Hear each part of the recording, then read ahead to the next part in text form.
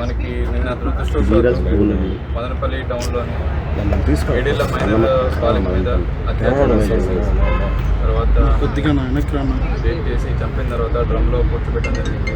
దాని నిన్నంతా కూడాను మదనపల్లి టౌన్లో ఉన్న ప్రతి ఒక్క కూడాను వచ్చి రోడ్డు మీద మరియు ఇంటి దగ్గర చాలా వరకు ప్రొటెస్ట్ అవన్నీ చేసి పెద్ద సెన్సేషన్ న్యూస్ అది కూడా చేయడం జరిగింది. చాలా దురదృష్టవశాత్తు జరిగిన ఇన్సిడెంట్ ఇది. పోలీస్ శాఖ మరియు రాష్ట్ర ప్రభుత్వం అంతా కూడా చింతిస్తున్న ధోరణి.